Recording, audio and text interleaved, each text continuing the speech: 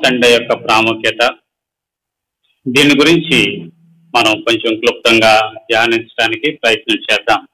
ఈ సందర్భం నలుగురు సువార్తికులు కూడా వ్రాసినట్లుగా మనం బైబిల్ గ్రంథంలో చూడగలుగుతాం.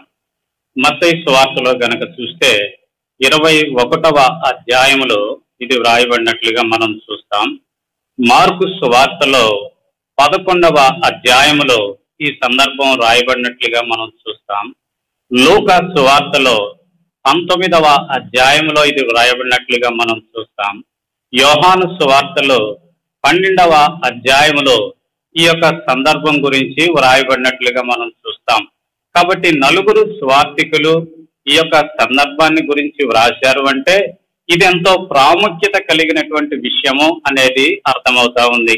ఎందుకంటే యేసుక్రీస్తు వారు తాను ఈ లోకానికి ఎందు నిమిత్తమైతే వచ్చాడో దానిని నెరవేర్చేదానికి 6 దినాల ముందుగా ఆయన బేత్పగే బేతనియా అనేటువంటి గ్రామానికి వచ్చి యెరూషలేమునకు వెళ్ళేటటువంటి సందర్భం గురించి ఇది వ్రాయబడతా ఉన్నది. ఏ రీతిగా ఆయన యెరూషలేముకు వెళ్తా ఉన్నారు అనేటటువంటి సందర్భం.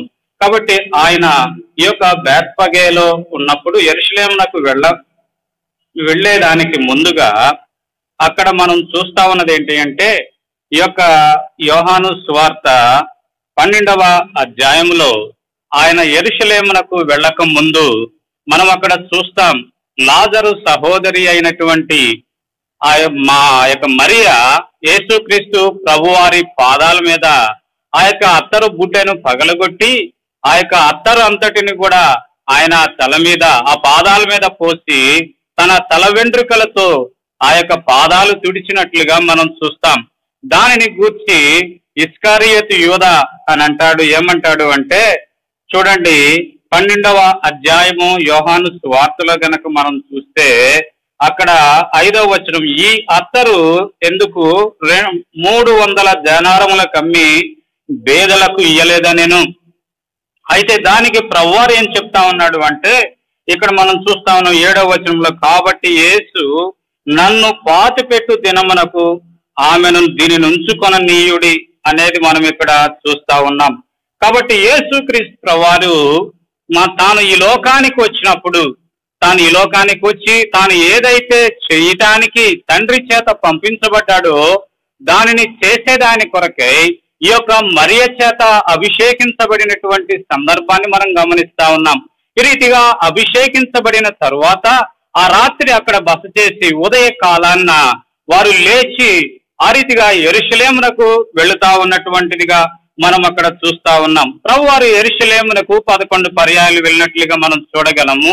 ఇది చివరి పర్యాయం ఆయన యెరూషలేమునకు కాబట్టి ఆ యొక్క యెరూషలేమునకు వెళ్ళేట దాని కొరకై ఆయన శిష్యులను పంపించి అక్కడ మీరు వెళ్ళిన తర్వాత కట్టబడి ఉన్నటువంటి ఒక గాడిద పిల్ల కనపడుతుంది, దానిని విప్పి తీసుకొని రండి అని చెప్పాడు. వారు వెళ్ళి ఆ రీతిగా దాన్ని విప్పి తీసుకొని వచ్చేటప్పుడు ప్రభువారు చెప్పినటువంటి రీతిగా ఇది ఎందుకు విప్పారు అంటే ఇది ప్రభువుకి కావాల్సి ఉంది అన్నప్పుడు ఆ యొక్క గాడిదలో చూడగలం. కాబట్టి ఈ పర్యాయం దేవుడు యేసుక్రీస్తు వారు ఈ యొక్క గాడిదని ఎంచుకోవటంలో ఉన్న ఉద్దేశం ఏంటంటే ఆయన శాంతి సందేశాన్ని ప్రకటించడానికై ఆ యొక్క యెరూషలేముకు వెళ్తా ఉన్నట్లుగా తాను శాంతి దూతగా తాను ఈ లోకానికి వచ్చినట్లుగా తెలియపరిచేది విధానాన్ని కొరకై గాడిదను ఎంచుకున్నట్లుగా మొదటిగా మనం చూస్తాం. యోహాను సువార్త 14వ అధ్యాయము 27వ వచనంలో గనక చూస్తే అక్కడ ఒక చక్కని మాట అంటాడు ప్రభువారు. యోహాను సువార్త 14వ అధ్యాయం 27వ వచనం చూస్తే, శాంతిని మీకు అనుగ్రహించి వెళుచున్నాను, నా శాంతినే మీకు అనుగ్రహించుతున్నాను, లోకమిచ్చినట్లుగా నేను మీకు అనుగ్రహించుట లేదు, మీ హృదయమును కలవరపడనీయకుడి వెరవనీయకుడి అంటా ఉన్నాడు. కాబట్టి ప్రభువారి లోకానికి వచ్చింది శాంతిని ఇచ్చేదాని కొరకే. అందుకే అంటా ఉన్నాడు, నా శాంతిని మీకు అనుగ్రహిస్తాను. ఆ కారణం చేత ఆయన ఈ యొక్క గాడిద పిల్ల మీద వెళ్తా ఉన్నట్లుగా మనం చూస్తా ఉన్నాం. రెండవ విషయాన్ని గనక మనం గమనిస్తే నిర్గమాకాండం 34వ అధ్యాయాన్ని గనక మనం చూస్తే నిర్గమాకాండము 34వ అధ్యాయాన్ని గనక మనం చూస్తే అక్కడ ఒక మాట వ్రాయబడతా ఉంది చూడండి. నిర్గమాకాండము 4వ అధ్యాయము 19-20 వచనాలు చదువుతా ఉన్నాను. ప్రతి తొలిచూలు పిల్లయు నాది, నీ పశువులలో తొలిచూలుదైన ప్రతి మగది దూడయే గాని గొర్రె పిల్లయే గాని గొర్రె పిల్లను ఇచ్చి గాడిద తొలి పిల్లను విడిపింపవలెను. దాని విమోచింపని ఎడల దాని మెడను విరగదీయవలెను. నీ కుమారులలో ప్రతి తొలిచూలు వాని విడిపింపవలెను.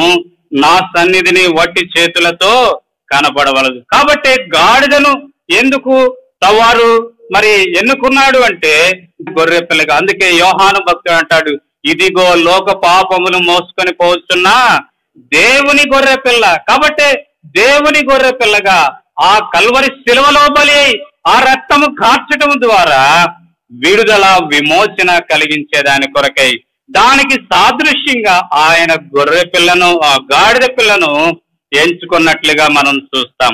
మూడవదిగా గనక మనం గమనిస్తే ఎందుకు గాడిద పిల్లనే ఎంచుకున్నాడు అంటే ప్రవచనము యొక్క కొన్ని వందల సంవత్సరాల క్రితం ప్రవక్త అయినటువంటి జకర్యా ప్రవచించినటువంటి విధముగా ప్రవచనము యొక్క నెరవేర్పు కొరకై గాడిద పిల్లను ఎంచుకున్నట్లుగా మనం చూస్తాం. అందుకే చూడండి, జకర్యా గ్రంథము 9వ అధ్యాయము 9వ వచనాన్ని కనుక మనం చూస్తే, జకర్యా గ్రంథము 9వ అధ్యాయము 9వ వచనం, సియోను నివాసులారా బహుగా సంతోషించుడి, యెరూషలేము నివాసులారా ఉల్లాసముగా ఉండుడి, నీ రాజు నీతిపరుడును రక్షణ గలవాడును దీనుడునై గాడిదడునై. కాబట్టి మనకు అనుకూలత కొరకై మనం అక్కడ చూస్తా ఉన్నాం. మొదటిదిగా ఆయన యెరూషలేము పడి ఉన్నవి, ప్రభువు నిన్ను దర్శించిన కాలము నీవు ఎరగకుంటేవి కనుక నీ శత్రువులు నీ చుట్టూ గట్టు కట్టి ముట్టడి వేసి అన్ని ప్రక్కలను నిన్ను అరికట్టి నీలోనున్న నీ పిల్లలతో కూడా నిన్ను నేల కలిపి అనే మాట అక్కడ మనం చదువుతా ఉన్నాం. ఈ దినమందైనను ఈ నీ దినమందైనను ప్రభు దర్శించినటువంటి కాలము నీవు జ్ఞాపకం చేసుకుంటే ఎంతో మేలు అంటా ఉన్నాడు. అయితే నువ్వు అలా చేయలేదు అంటా ఉన్నాడు. కాబట్టి ఈ మాట యొక్క నెరవేర్పు మనకి క్రీస్తు శకం 70వ సంవత్సరం టైటస్ అనేటువంటి సైన్యాధిపతి ఆ రీతిగా యెరూషలేము మీద దండెత్తి ఆ యొక్క దేవాలయాన్ని పడగొట్టి రక్తపు మడుగుగా ఆ ప్రభు నియమించాడు అనేటటువంటి విషయాన్ని మనం జ్ఞాపకం చేసుకోవాలనేది మనం చూస్తా ఉన్నాం. అందుకే అపోస్తుల కార్యాలు 4వ అధ్యాయము 12వ వచనంలో గనక చూస్తే ఆయన ద్వారానే రక్షణ, మరే నామములో రక్షణ లేదు అనేటటువంటి విషయాన్ని మనం అక్కడ చూడగలుగుతా ఉన్నాం. అందుకే మనం లూకాసు వార్త 19వ అధ్యాయంలో మనం చదువుకున్నటువంటి 19వ అధ్యాయంలో మనం చదువుతా ఉన్నటువంటి మాట ఏంటంటే 10వ వచనంలో ఆయన ఎందుకు ఈ లోకానికి వచ్చాడు అంటే స్పష్టంగా అక్కడ వ్రాశాడు, నశించిన దానిని వెదకి రక్షించే దాని కొరకై ఈ లోకానికి వచ్చినట్లుగా మనం చూస్తా ఉన్నాం. కనుక ప్రియమైన సహోదరుడా ఆయన గాడిద మీద ఎక్కి ఎందుకు యెరూషలేముకు వెళ్తా ఉన్నాడంటే రక్షణ కలిగిన వాడుగా. ఎలా వెళ్తా ఉన్నాడంటే రక్షణ కలిగిన వాడుగా ఆయన వెళ్తా ఉన్నాడు. కనుక ప్రియమైన సహోదరుడా, ప్రియమైన సహోదరి, ఆనాడు వారు ఆ యొక్క మరి దేవుని మాటను వారు నిర్లక్ష్య పెట్టారు. వారు దేవుని నిర్లక్ష్య పెట్టారు. అయితే ఈనాడు నీ జీవితంలో నీవు ఆయన యొక్క రక్షణను కావాలని ఆశిస్తా ఉంటే గనక చిన్న ప్రార్థన చెయ్యి, ప్రభా నేను పాపిని, నన్ను కనికరించు, నువ్వు నన్ను రక్షించడాని కొరకై ఈ లోకానికి వచ్చావు ప్రభా. అందుకే నువ్వు యెరూషలేముకు వచ్చినప్పుడు యెరూషలేమును చూసి నీవు ఏడ్చినట్లుగా మనం చూస్తా ఉన్నాం ప్రభా. ఈనాడు నన్ను చూసినప్పుడు కూడా నీవు ప్రభా ఏడుస్తా ఉన్నావా? తండ్రి నన్ను క్షమించు అని ప్రభువును బ్రతిమాలి ఆ రీతిగా మనం పాప క్షమాపణ మారు మనసు అనుభవం పొందటం ద్వారా మనము రక్షించబడినటువంటి అనుభవంలోనికి రావాలనేది దేవుని ఉద్దేశంగా మనం అక్కడ చూడగలుగుతా ఉన్నాం. కనుకనే కొరింథీయులకు రాసినటువంటి పత్రిక 6వ అధ్యాయంలో మొదటి మనం అక్కడ చూస్తా ఉన్నాం. రెండవదిగా కనుక మనం చూస్తే ఆయన ఎలా వస్తా ఉన్నాడు అంటే మనం చూస్తా ఉన్నాం. చూడండి, ఆ యొక్క జకర్యా గ్రంథం 9వ అధ్యాయంలో నీ రాజు నీతి పరుడును, ఆయన నీతి పరుడుగా ఆయన యెరూషలేమునకు గాడిద మీద ఎక్కి వస్తా ఉన్నట్లుగా మనం చూస్తా ఉన్నాం. ఆయన నిన్ను రక్షించడమే కాకుండా నీతిమంతునిగా కూడా ఆయన చేస్తా ఉన్నట్లుగా మనం ఇక్కడ చూస్తా ఉన్నాం. అందుకే ఇక్కడ చూడండి, లూకా సువార్త 19వ అధ్యాయంలో గనక మనం చూస్తే 45వ వచనం నుండి 46వ వచనం వరకు మనం చదివితే గనక అక్కడంటా ఉన్నాడు, ఆయన దేవాలయంలో ప్రవేశించి అందులో విక్రయము చేయువారితో నా మందిరము ప్రార్థనా మందిరం అని వ్రాయబడి ఉన్నది, అయితే మీరు దానిని దొంగల గుహగా చేస్తారని చెప్పి వారిని వెళ్ళగొట్టనారంభించెను. కాబట్టి ఇక్కడ మనం చూస్తా ఉన్నాము, ఆయన యెరూషలేములో ప్రవేశించి దేవాలయంలో ప్రవేశించేప్పటికీ అక్కడ ఉన్నటువంటి దృశ్యం ఏంటిది అంటే అక్కడ క్రయ విక్రయములు చేసేటటువంటి స్థితి అక్కడ మనం చూస్తా ఉన్నాము. అందుకే అంటా ఉన్నాడు, నా మందిరము ప్రార్థనా మందిరం అనబడును, అయితే మీరు దానిని దొంగల గుహగా చేసిరి అని అంటా ఉన్నాడు. ప్రియమైన సహోదరుడా, ప్రియమైన సహోదరి, అయితే నీవే దేవుని మందిరము అనేది గ్రహించావా? అందుకే కొరింథీయులకు రాసినటువంటి పత్రిక 3వ అధ్యాయము 16వ వచనములో, కొరింథీయులకు రాసిన పత్రిక మొదటి కొరింథీయులకు రాసిన పత్రిక 3వ అధ్యాయము 16వ వచనములో అక్కడ వ్రాయబడతా ఉన్నటువంటి మాట ఏంటిది అంటే, కొరింథీయులకు రాసిన మొదటి పత్రిక 3వ అధ్యాయము 16వ వచనం, మీరు దేవుని ఆలయమై ఉన్నారనియు దేవుని ఆత్మ మీలో నివసించుచున్నాడనియు మీరు ఎరుగరా? ఎవడైనను దేవుని ఆలయమును పాడు చేసిన యెడల దేవుడు వారిని పాడు చేయను. దేవుని ఆలయం పరిశుద్ధమై ఉన్నది, మీరు ఆ ఆలయమై ఉన్నారు. కింద ఫుట్నోట్లో 2 వేసి ఇక్కడ ఉంది, మీరును పరిశుద్ధులై ఉన్నారు. కాబట్టి రక్షించబడినటువంటి మన జీవితాలు నీతివంతమైనటువంటి జీవితాలుగా, పరిశుద్ధమైనటువంటి జీవితాలుగా ఉండాలి. కానీ ఆయన యొక్క యెరూషలేము దేవాలయంలో ప్రవేశించినప్పుడు అక్కడ ఉన్నటువంటి పరిస్థితి, ఆ యొక్క విక్రయాలన్నిటినీ చూసి ఆయన అంటా ఉన్నాడు, నా మందిరము ప్రార్థనా మందిరం, అయితే మీరు దానిని దొంగల గుహగా చేశారంటా ఉన్నాడు. ప్రియమైన సహోదరుడా, ప్రియమైన సహోదరి, ఒకవేళ నువ్వు రక్షించబడి ఉంటే ప్రార్థనా మందిరము దేవాలయం అనబడినటువంటి నీ దేహం ఎలా ఉంది? అది దేవుని ఆలయముగా ఉందా? అది పరిశుద్ధమైనదిగా ఉందా?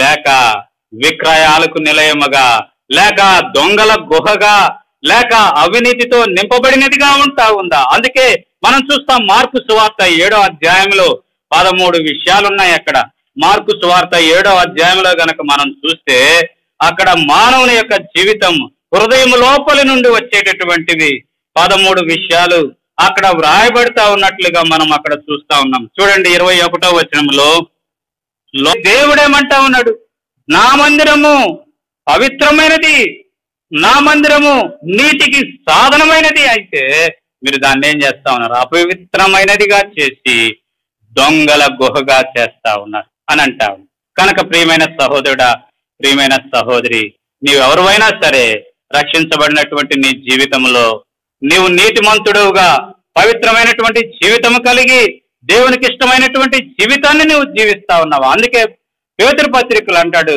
తవ్వారు, నేను పరిశుద్ధుడను గనక మీరును పరిశుద్ధులై ఉండుడి.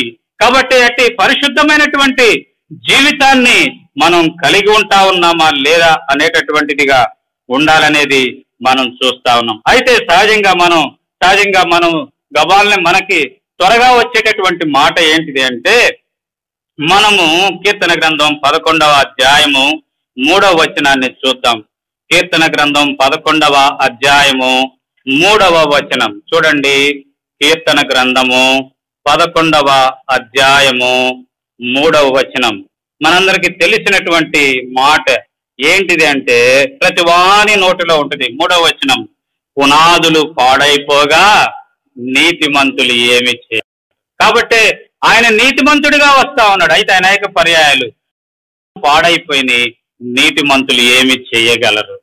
కాబట్టి ఈనాడు ఉన్నటువంటి పరిస్థితులు మనం చూస్తే అలాగే అనిపిస్తా ఉంటది. పునాదులు పాడైపోయినాయి, నీతిమంతులుగా రక్షించబడి నీతిమంతులుగా తీర్చబడినటువంటి వారు, ఆయన రక్తము ద్వారా కడిగి నీతిమంతులుగా తీర్చబడినటువంటి వారు. అందుకే రోమిలకు రాసిన పత్రికలో 5వ అధ్యాయంలో మనం చూస్తూ ఉన్నాం, ఆయన రక్తం ద్వారా మీరు ఇప్పుడు నీతిమంతులుగా చేయబడ్డారు అనేటువంటి మాట. చూడండి 9వ వచనం, కాబట్టి ఆయన రక్తం వల్ల ఇప్పుడు నీతిమంతులుగా తీర్చబడి, ఆయన రక్తం ద్వారా మనం నీతిమంతులుగా తీర్చబడ్డాం.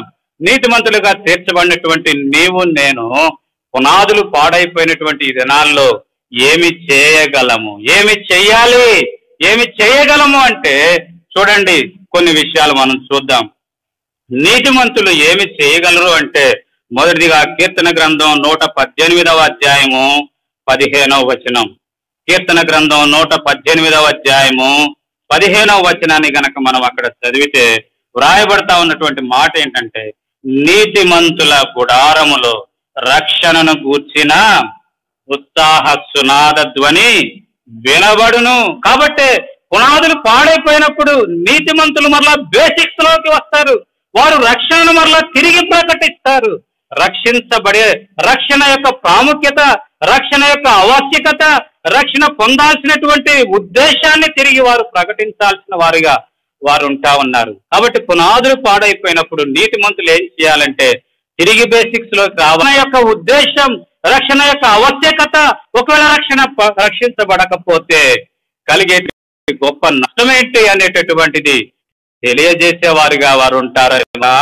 మనం చూస్తే గనక నీతిమంతులు ఏం చేస్తారు అంటే 4వ అధ్యాయము చూడండి, కీర్తన గ్రంథం 34వ అధ్యాయము, కీర్తన గ్రంథము 34వ అధ్యాయము అక్కడ మనం చదువుతా ఉన్నాం 17వ వచనం. నీతి మొర కాబట్టి వారు ఏం చేస్తారంటే పునాదులు పాడైపోయినాయి, తిరిగి ప్రభువా తిరిగి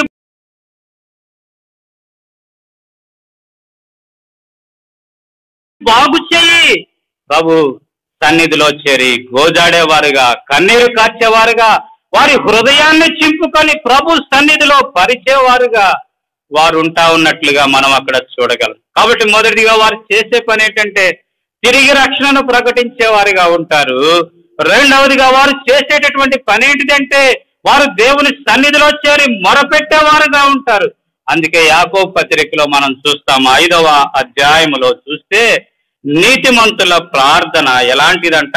యాకోబు పత్రిక 5వ అధ్యాయములో మనం చూస్తా ఉన్నాం. చూడండి, నీతిమంతుని 16వ వచనంలో చూస్తా ఉన్నాం. చివరిలో నీతిమంతుని విజ్ఞాపన మనఃపూర్వకమైనదై బహు బలము గలదై ఉండును. కాబట్టి నీతిమంతుని యొక్క విజ్ఞాపన మనఃపూర్వకమైనదై బహుబలము కలిగినదై ఉండును. కాబట్టి పాడైన పునాదులు బాగు చేసేదాని కొరకై అది యోగ్యమైనదిగా ఉంటుంది. కనుక ప్రియ సహోదరుడా, ప్రియ సహోదరి, రక్షించబడినటువంటి నీ జీవితంలో అయ్యో పునాదులు పాడైపోయినాయి, ఈనాడు ఇలాంటి పరిస్థితులు ఏర్పడినాయి ఒకవేళ అని నీవు అనుకుంటా ఉన్నావేమో, కానీ నీవు చేయాల్సిన పని నీవు చేస్తా ఉన్నావా? నీతిమంతులు ఏమి చేయగలరని నీవు నిరాశ నిస్పృహలోకి కూరుకొని పోయి నిస్సత్తువగా నీ జీవితాన్ని వెళ్ళబుస్తా ఉన్నావేమో, కానీ ప్రభు ఇక్కడ సెలవిస్తా ఉన్న మాట ఏంటిదంటే తిరిగి నీవు లేచి సువార్త ప్రకటించు అంటా ఉన్నాడు. తిరిగి నీవు లేచి నీ సన్నిధిలో, దేవుని సన్నిధిలో మోకరించి ప్రార్థన చెయ్యి అంటా ఉన్నాడు. మూడవదిగా మనం చూస్తే కనుక కీర్తన గ్రంథం 37వ అధ్యాయము, దయచేసి చూడండి, కీర్తన గ్రంథము 37వ అధ్యాయములో మనం చూస్తే కీర్తన గ్రంథము 37వ అధ్యాయము మనం చూస్తా ఉన్నాం 21వ వచనం 2వ భాగములో నీతిమంతులు దాక్షణ్యము కలిగి ధర్మమిత్తురు. నీతిమంతులు ఏం చేస్తారంట? దాక్షణ్యము కలిగి ధర్మమిస్తారు. అంటే మనం అక్కడ చూస్తా ఉన్నది ఏంటంటే నీతిమంతులు చేసే మూడో పని ఏంటంటే వారు సహాయపడతారు, అక్కరలో ఆదుకుంటారు, అవసరతలో వారు తోడుగా ఉంటారు, వారు సహాయపడతారు. ఇతరులకు మనం సహాయపడే వారంగా మనం ఉండాలనేది దేవుని వాక్యం మనకు బోధిస్తా ఉంది. కాబట్టి నీతిమంతుడు చేసే మూడో పని ఏంటంటే వారు సహాయపడదురు అనేది మనం అక్కడ చూస్తా ఉన్నాం. ఈనాడు ప్రియమైన సహోదరుడా, ప్రియమైన సహోదరి, ఒకవేళ నీ సహోదరుడు వెనుదిరిగాడేమో, ఒకవేళ నీ సహోదరుడు దేవుని మందిరానికి దూరం అయ్యాడేమో, ఒకవేళ నీ సహోదరుడు దేవుని మందిరానికి రాకుండా ఆగిపోయాడేమో, అలాంటి నీ సహోదరుని యొద్దకు వెళ్ళి నీవు బ్రతిమాలి తీసుకొని రాగలుగుతా ఉన్నావా? అలాంటి నీ సహోదరునికి నీవు సహాయపడగలుగుతా ఉన్నావా లేదా అనేది ప్రశ్న. కనుక ప్రియమైన సహోదరుడా, మూడవదిగా మనం అక్కడ ఏం చూస్తా ఉన్నామంటే, నీతిమంతుడు చేసే మూడవ పని ఏంటంటే, పునాదులు పాడైపోయినప్పుడు సహాయపడతారు అనేది మనం అక్కడ చూస్తా ఉన్నాం. దాక్షణ్యము కలిగి వారు ఏం చేస్తారు, సహాయపడతారు అనేది మనం చూస్తా ఉన్నాం.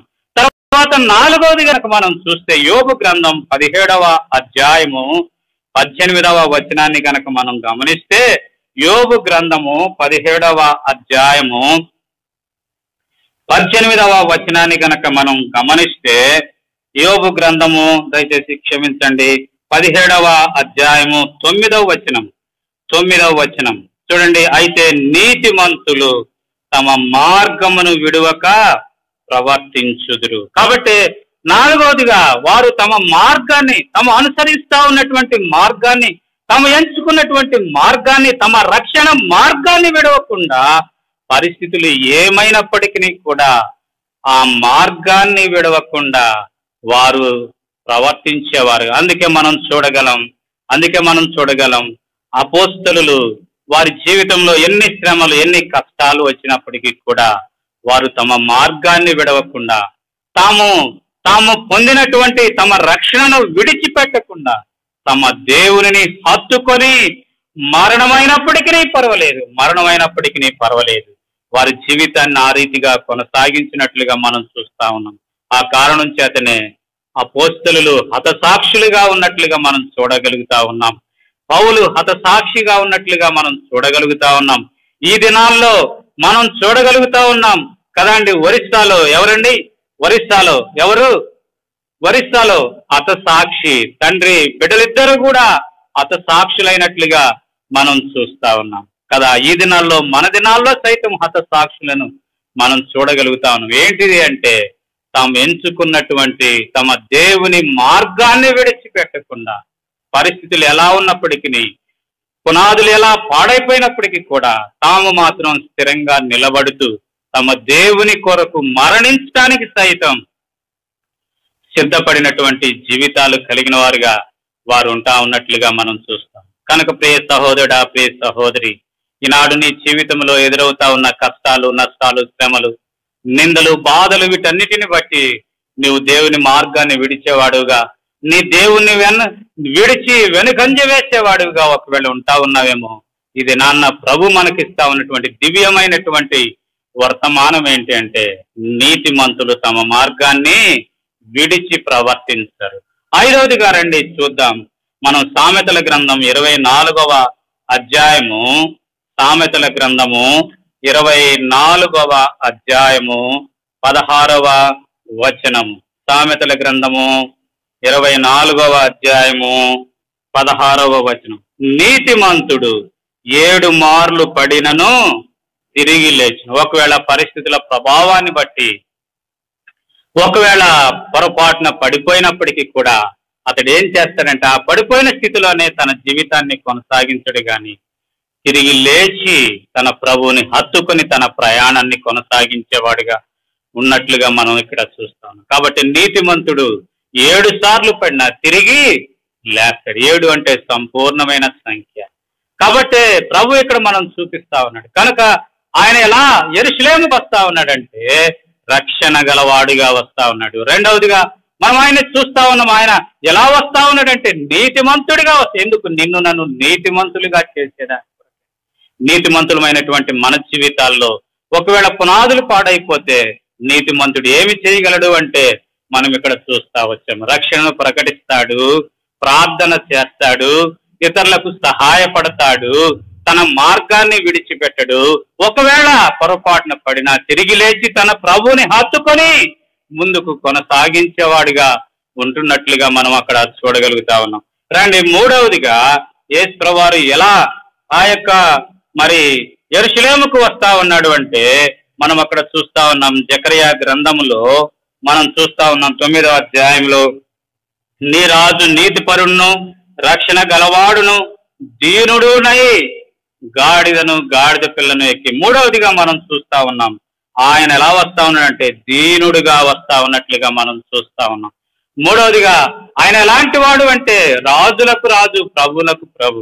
ఆయన ఎలాంటి వాడంటే ఇందాక మనం చూస్తా వచ్చాం, మహోన్నతుడైన దేవుడు. ఆయన ఎలాంటి వాడంటే ఆయన భయంకరమైన దేవుడు. ఆయన ఎలాంటి వాడంటే ఆయన పరిశుద్ధమైన దేవుడు. ఆయన ఎలాంటి వాడంటే ఆ మేఘాల్లో నుండి తొంగి చూసేటటువంటి దేవుడు.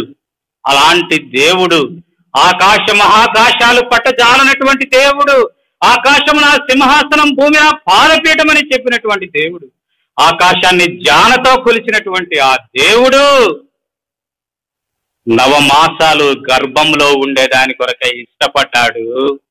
30 సంవత్సరాలు తనను తాను మరుగు చేసుకునే దాని కొరకై ఇష్టపడ్డాడు. అంతగా తనను తాను తగ్గించుకున్నది కారణం ఏంటిదంటే నీ నా జీవితంలో అట్టి విధేయత, అట్టి దీనత్వాన్ని తీసుకొని వచ్చేదాని కొరకై, అట్టి విధేయత, అట్టి దీనత్వాన్ని తీసుకొని వచ్చేదాని కొరకై ప్రియమైన సహోదరుడా, ప్రియమైన సహోదరి, అందుకే మనం చూస్తాం ఫిలిప్పీలకు రాసినటువంటి పత్రిక 2వ అధ్యాయము 6వ వచనంలో మనం చదివితే, క్రీస్తు యేసుకు కలిగిన ఈ మనస్సును మీరు కలిగి ఉండుడి, అతడు దేవుడితో సమానుడై తను ఎంచుకొనక దీనుడై రిక్తుడై ఆయన ఈ లోకానికి తను తానే తగ్గించుకొని వచ్చాను అనేది మనం అక్కడ చదువుతా ఉన్నాం. ఆయన దీనుడిగా రిక్తుడిగా తను తానే తగ్గించుకొని లోకానికి వచ్చాడు. అయితే మనం ఎలా ఉంటా ఉన్నాం? ఈనాడు మనం ఎలా ఉంటా ఉన్నాం? ఆవిరైపోయేటటువంటి జీవితం కలిగినటువంటి మనం ఎలా ఉన్నాము అంటే, నేనంటే ఏమనుకున్నావు? నా ఎత్తెంత అనుకున్నావు?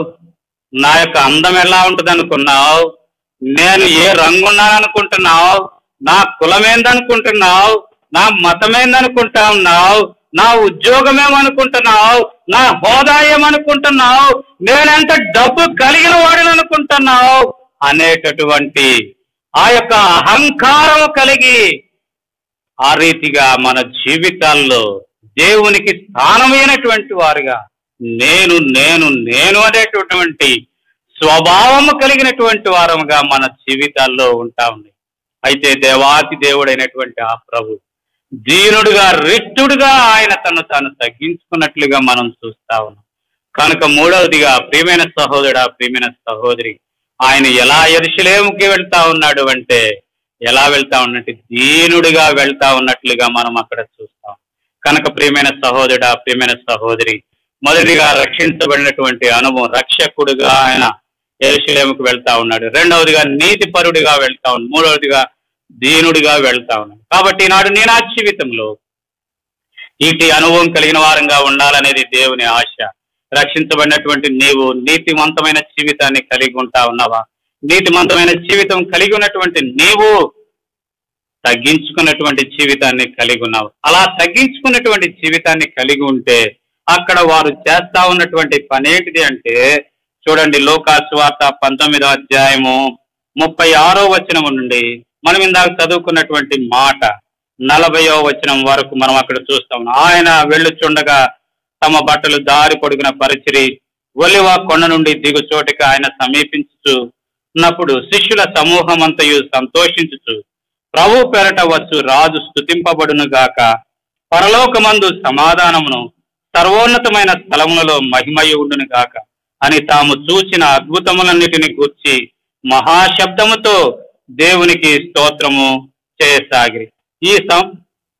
కాబట్టి అక్కడ మనం నాలుగవది, అక్కడ ఉన్నటువంటి ప్రజలు ఏం చేస్తా ఉన్నారంటే ఆయన్ని స్తుతిస్తా ఉన్నారు. కాబట్టి ఈ 3 లక్షణాలు కలిగినటువంటి వారు చేయాల్సినటువంటిది ఏంటిది అంటే, ఆయన్ని స్తుతించేటటువంటి వారముగా, ఆయన్ని స్తుతించేటటువంటి అనుభవంగా మనం కలిగిన వారంగా ఉండాలనేది దేవుని ఆశ. ప్రియమైన సహోదరుడా, ప్రియమైన సహోదరి, ఈనాడు నీ జీవితంలో దేవుణ్ణి స్తుతించే ఆరాధించేటటువంటి అనుభవం ఉందా? ఉదయకాలం లేచి ప్రభా నాకు ఇచ్చిన నూతన దినాన్ని బట్టి నీకు వందనాలని చెప్పగలుగుతా ఉన్నావా? రాత్రికాలం పరుండే సమయంలో ప్రభా నీవు ఇదమంతా కాపాడిన దాన్ని బట్టి నీకు వందనాలని నీవు చెప్పగలుగుతా ఉన్నావా? దావీదు దేవుని సన్నిధిలో ఎన్ని పర్యాయాలు, 7 పర్యాయాలు గడిపినట్లుగా, దానియేలు దేవుని సన్నిధిలో 3 పర్యాయాలు గడిపినట్లుగా, అంత ఉన్నతమైన స్థితి కలిగినటువంటి వారే అన్ని పర్యాయాలు దేవుని సన్నిధిలో గడపగలిగితే ఈనాడు నీవు నేను ఎలాంటి వారమండి?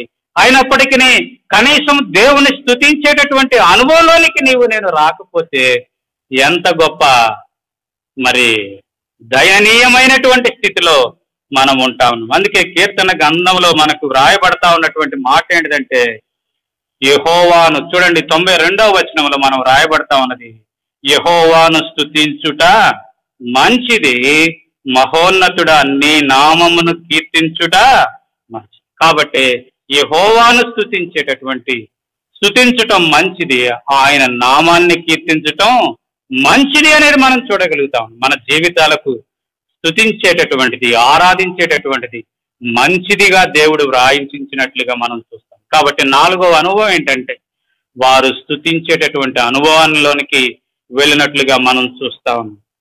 5వదిగా చివరిదిగా మనం చూద్దాం. అయితే ఏంటిది అంటే, ఆయన ఇక్కడ నుండి అక్కడికి వెళ్ళడానికి, అంటే ఈ యొక్క బేతనియా నుండి యెరూషలేముకు వెళ్ళటానికి ఆయనకు ఒక సాధనం అవసరమై ఉంది. దాని కొరకే ఆయన తన శిష్యులను పంపించి ఆ గాడిద పిల్లను తీసుకొని రమ్మన్నట్లుగా మనం అక్కడ చూస్తా ఉన్నాం. 5వదిగా ఆయన యెరూషలేముకు వెళ్ళటానికి సుమారుగా ఆ యొక్క బేతనియా నుండి యెరూషలేము సుమారుగా ఒక 2 లేదా 3 కిలోమీటర్ల దూరం ఉంటది. అయితే ఆ 2 లేదా 3 కిలోమీటర్ల దూరం తాను వెళ్లేదాని కొరకై ఆ యొక్క గాడిదను తీసుకొని రమ్మన్నట్లుగా మనం అక్కడ చూస్తా ఉన్నాం. అంటే ఒక సాధనాన్ని వారు కోరుకున్నట్లుగా మనం అక్కడ చూస్తా ఉన్నాం. కాబట్టే మనం అక్కడ గమనిస్తా ఉన్నది ఏంటంటే, ఆ యొక్క సాధనముగా ఆనాడు యేసు ప్రభు వారికి గాడిద పిల్ల ఉపయోగపడింది. ఈనాడు ఆ ప్రభు వారికి ఆయన నామాన్ని ప్రకటించేదాని కొరకై సాధనంగా నేను కావలసిన వారంగా ఉంటా ఉన్నాం. ఆయన కొరకు సాధనంగా ఉండేదాని కొరకై నేను కావాలి. అందుకనే మనం బైబిల్ గ్రంథంలో కనుక చూస్తే కొంతమందిని ప్రభువారు తనకు సాధనాలుగా ఉపయోగించుకున్నట్లుగా మనం చూస్తాం. మొదటిగా మనం చూస్తే ఆది కాండములో గనక చూస్తే అబ్రహామును పిలిచినట్లుగా మనం చూస్తా ఉన్నాం. తాను ఇంటిలో ఉన్నప్పుడు అబ్రహామును పిలిచినట్లుగా మనం చూస్తా ఉన్నాం. ఎందుకు? తన కొరకు ఒక జనాన్ని ఏర్పాటు చేసుకునే దాని కొరకై ఆయన అబ్రహామును పిలిచినట్లుగా మనం చూస్తా ఉన్నాం. అదే రీతిగా మనం నిర్గమాకాండంలో గనక మనం చూస్తే అక్కడ సాధనంగా ఉంచుకున్నట్లుగా మనం చూస్తా ఉన్నాం. ఈ క్రొత్త నిబంధనలో నశించిపోతా ఉన్నటువంటి లోకాన్ని, అన్య జనాంగముగా ఉన్నటువంటి మనలను పిలిచేదాని కొరకై, మనలను కూడా రక్షించేదాని కొరకై ఆయన ప్రయాణమైపోతా ఉన్నటువంటి పౌలుని పిలిచినట్లుగా మనం చూస్తా ఉన్నాం. ప్రయాణమైపోతా తన పనిని తుదముట్టించేదాని కొరకై ప్రయాణమై వెళ్తా ఉన్నటువంటి పౌలుని పిలిచినట్లుగా మనం చూస్తా ఉన్నాం. కనుక ప్రియమైన సహోదరుడా, ప్రియమైన సహోదరి, నీవే స్థితిలో ఉన్నప్పటికీ దేవుడు నిన్ను పిలుస్తా ఉన్నాడు. ఒకవేళ నీవు ఇంటిలో ఉన్నావా, ఒకవేళ నీ ఉద్యోగంలో నీవు ఉన్నావా, ఒకవేళ నీవు దేవుని మందిరంలో అలవాటుగా ఆచారంగా చేరతా ఉన్నావా, ఒకవేళ నీ పనిని తుదముట్టించేదాని కొరకై ప్రయాణ మార్గంలో ఉన్నావా, నీవెక్కడ ఉన్నప్పటికీ నీ ప్రభు పిలుస్తా ఉన్నాడు. తన కొరకై నీవు ఒక సాధనంగా, తన కొరకై నీవు పని చేసేదాని కొరకై ప్రభు నేను పేరు పెట్టి పిలుస్తా ఉండగా నీవు ఒకవేళ నిర్లక్ష్యం చేస్తా ఉన్నావేమో, ఒకవేళ ఇంటిలో నీవు కూర్చొని దేవుని వాక్యాన్ని వింటా ఉన్నావేమో, లేక దారిన వెళ్తా దేవుని వాక్యాన్ని వింటా ఉన్నావేమో, మరెక్కడున్నావో, ఎక్కడ నువ్వు దేవుని వాక్యాన్ని వింటా ఉన్నావో, ఎన్ని పర్యాయాలు దేవుడు నిన్ను పిలుస్తూ వచ్చాడు. నా బిడ్డ నా పని కొరకైరా, నా బిడ్డ నా పని కొరకైరా, నా కొరకు ఒక సాధనంగా నీవు నిలబడు అని ఎన్ని పర్యాయాలు దేవుడు నిన్ను పిలుస్తూ వచ్చాడు. అయినప్పటికీ నీ నిర్లక్ష్య పెట్టావు కదూ, అయినప్పటికీ నీవు తృణీకరించావు కదూ, అయినప్పటికీ నీవు వెనకంజ వేశావు కదూ, అయినా మరలా తిరిగి ఈ దినము కూడా నిన్ను పిలుస్తా ఉన్నాడు. అందుకే ఇక్కడ వ్రాయబడతా ఉన్నటువంటి మాట ఏంటంటే, నిన్ను దర్శించిన కాలమున తిరిగి ఇక్కడ మనం మరలా చూస్తా ఉన్నది ఏంటంటే, ఇక్కడ 42 నీవును ఈ దినమందైనను నిన్ను దర్శించిన కాలమున ప్రభువా నేనున్నానయ్యా నీ పనికి, ప్రభువా నీ యొక్క మాటకు నేను లోబడతాను, నీ పని కొరకై నేనున్నాను, ఒక సాధనంగా నేను ఉపయోగపడతాను. ఆనాడు బహుశా గాడిద మీద ప్రభువారు ఎక్కి వెళతా ఉన్నప్పుడు అక్కడ ఉన్నటువంటి శిష్యులు, ఆ ప్రజలందరూ కూడా ఏం చేశారంటే, ఒలివాల చెట్ల కొమ్మలు, ఖర్జూరపు మట్టలు ఆ యొక్క గాడిద మీద దారి పొడుగున బట్టలు పరిచినట్లుగా మనం అక్కడ చూస్తా ఉన్నాం. వాటిలో ఆత్మీయమైన అర్థాలు ఉన్నాయి, కానీ వాటి జోలికి వెళ్ళదలసిన సమయం అయిపోతా ఉంది కాబట్టి. అయితే ప్రాముఖ్యమైన విషయం ఏంటంటే, ఆ యొక్క గాడిద ఆ మార్గంలో యేసు ప్రభువాన్ని ఎక్కించుకుని వెళ్తా ఉన్నప్పుడు ఒకవేళ ఆకుల మీద పడి గాడిద కాలు జారిందేమో, ఆ యొక్క కొమ్మలు ఆ యొక్క గాడిద కాళ్లకు చిరిగిపోయి రక్తము కారిందేమో, లేక ఆ వస్త్రాలు ఆ పాదాలకు చుట్టుకొని పోయి త్రుళ్ళు పడబోయిందేమో.